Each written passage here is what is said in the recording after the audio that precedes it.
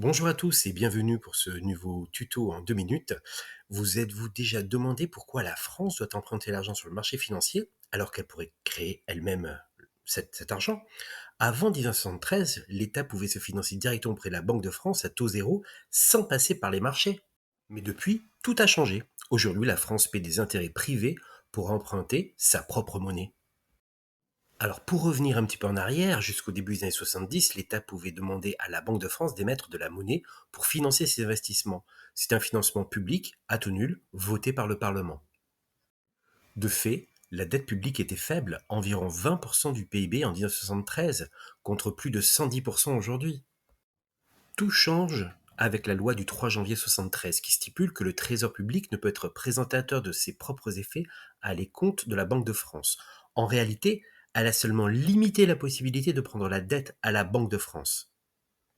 La réalité, c'est que dans les années 70, beaucoup de braquages de banques étaient organisés pour financer des partis politiques. Beaucoup de livres sont sortis sur ce sujet-là et n'ont pas été démentis. Les partis politiques avaient besoin des banques pour se financer. C'est un juste retour d'ascenseur. Et ce dispositif a été renforcé par le traité de Maastricht, l'article 123 en 92. Depuis, ni la Banque de France ni la BCE ne peuvent prêter directement à un État. La France doit maintenant emprunter sur le marché financier en émettant des obligations d'État achetées par des banques, par des fonds de pension ou par des investisseurs étrangers.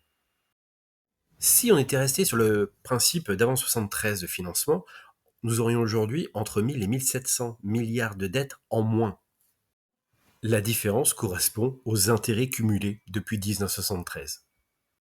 Bien entendu, notre dette, ce n'est pas seulement les intérêts, c'est également les déficits qui ont été générés par la classe politique. Une partie de la dette que nous payons revient à l'État, l'autre moitié enrichit des acteurs privés à travers le monde.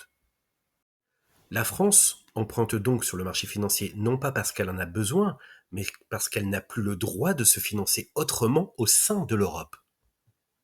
En d'autres termes, la dette publique française est devenue un produit financier au profit de ceux qui la détiennent. Le système financier vit sur notre dos. Voilà, merci d'avoir suivi ce nouveau tuto. J'espère que vous avez appris des choses. Bien entendu, vous avez les sources qui sont affichées. Et je vous dis à très bientôt sur la chaîne L'économie sans filtre.